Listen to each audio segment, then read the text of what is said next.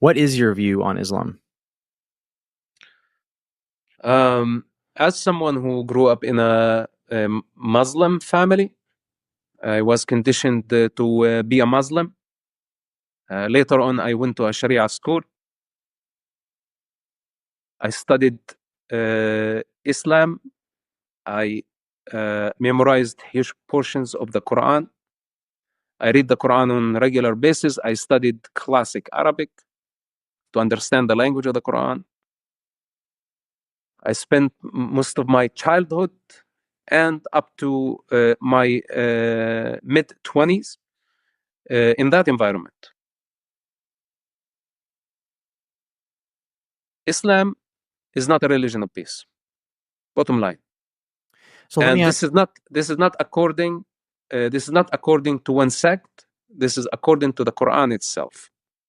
And all the Islamic sects, denominations, follow a major book, and that's Quran. And Quran in itself is not peaceful. The God of the Quran, Allah, is not peaceful. He's a very violent God. He's not tolerant. He hates the Jewish people. He hates the non-Muslims. And he gives the authority to the Muslims to punish the non-Muslims if they don't obey Allah, to function as the sword of Allah on earth. And this by itself is blasphemic, is wrong, is against the way of life, is against the way of evolution, it's against religion, it's against morality, it's against diversity. And those who claim that Islam is a religion of peace, they are liars. They are all paid actors. They are all compromised by the sheikh oil money. And they don't want to piss off Islamic political regimes and Islamic money and Muslim investors. And most importantly, they want to avoid the Muslim rage. So they just keep dragging humanity into the trap that Islam is a religion of peace, while it's not. So as someone who know the Quran very well, so the people cannot be mistaken, say, okay, this is your Islam, or this is your sect, or this is your denomination.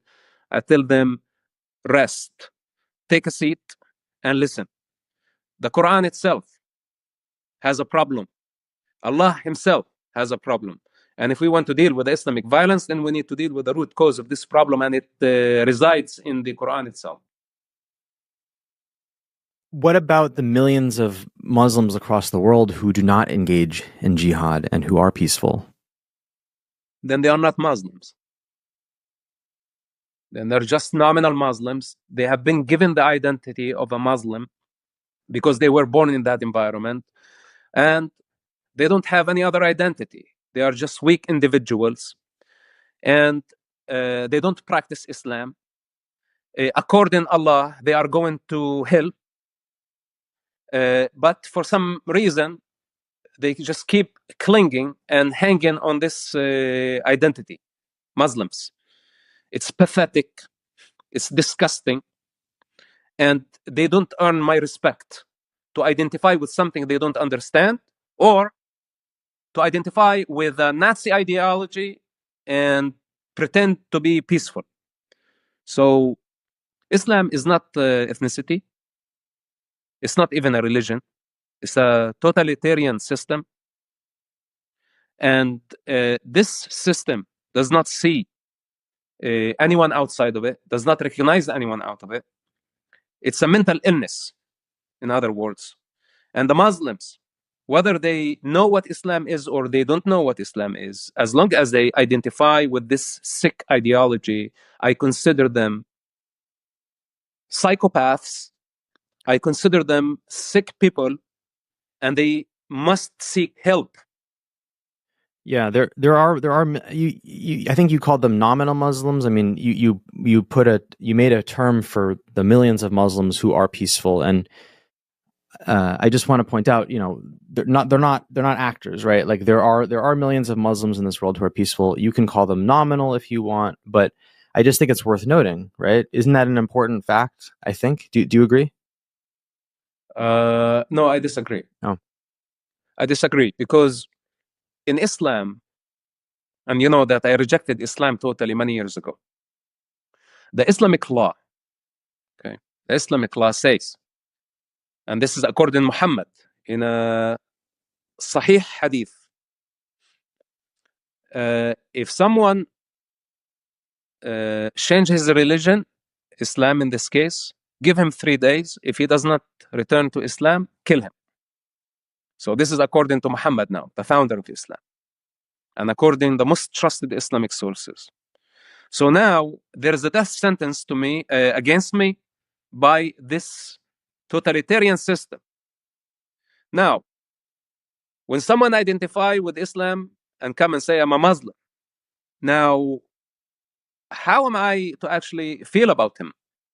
If there is a death sentence against me and against, by the way, many ex-Muslims, that we are supposed to be beheaded for just rejecting our belief system and its delusion.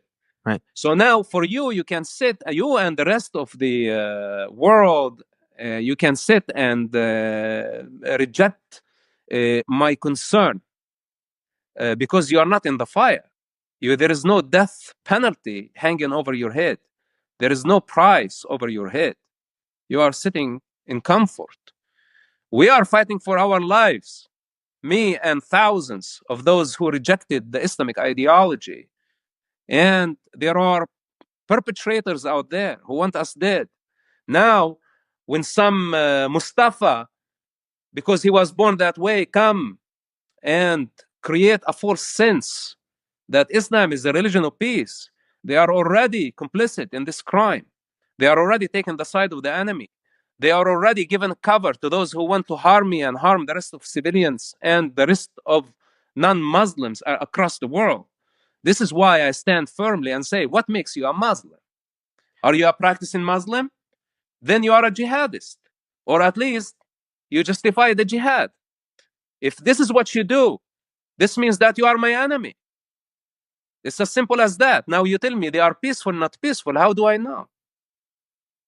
Look, I know these issues are contentious, and I really hope that none of my questions are coming off silly. You know, when I say, oh, I'm curious, and you're thinking, Jake, like, you're curious. I feel like I don't want my curiosity to come off as childish. I mean, these are serious issues we're talking about. So, so here's my thought. I want to hear what you think about this. So you're talking about Islam, and you know the Quran very well, so I'm not going to dispute that.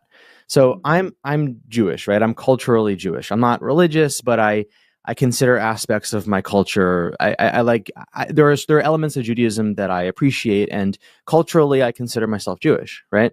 And a quick question for you: like, would you agree that Judaism is not a religion of violence? Like, you would say Judaism is a kind religion overall. Would you agree? Look, first of all, I'm not expert on Judaism, but that's number one. Yeah, because here's what I want to say. Just my one thing. So in the Torah, there are certain in the Jewish Bible, there are certain laws that are they're obsolete, they're considered cruel, and they're no longer in practice. Okay, so one such law is stoning for adultery. It's in the Torah that adultery can be punishable by death. It's in the Torah that you can have the death penalty for a blasphemy. And so as a Jew, I stand against all of those things. And the reason I can be Jewish and be against certain rules in the Torah is because I don't consider Judaism to be a literal, like I don't take the Bible literally. I don't take it literally. And so I discard the elements that I think are unethical. And so I don't mean to anger you, but I think my final question on Islam is that, don't you think that in the same way that I can be Jewish and discard the immoral aspects of the Torah, you can be Islam, or you can be Muslim rather, a moderate, or as you say, nominal Muslim, and discard the elements of the Quran which you feel are unethical? Is that a possibility? Okay. Let me ask you this. So you say that it's violent because it's stoning adulterers or those who commit adultery. Does it specify that they are to stone the non-Jewish? I don't know. Also, I don't know. I don't know. Okay. Is it specific that it stones the Muslims? Does it mention the Muslims by name in the Torah? I don't know. Or the Christians? I don't know. I could look it up. Okay. I don't. Well, it doesn't. Yeah. It doesn't, and that's the difference in Islam.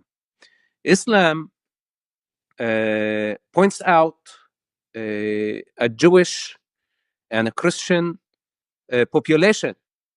The Christians and the Jews are mentioned by name in the Quran. And the Muslims are given the authority to function as the sword of Allah. So the violent verses that you say, they're coming from the Stone Age, and Judaism has reformed thousands of years ago. And look at Israel today. It's a secular society, even though there are people who believe in the Stone Age ideologies. The majority of the Jewish people disagree with barbarism and savagery. Now, the Holy Scripture, the Bible, is not the highest authority of the state of Israel or of the Jewish people. It's the Jewish intelligence that understand the essence and understand the distance, the space and time.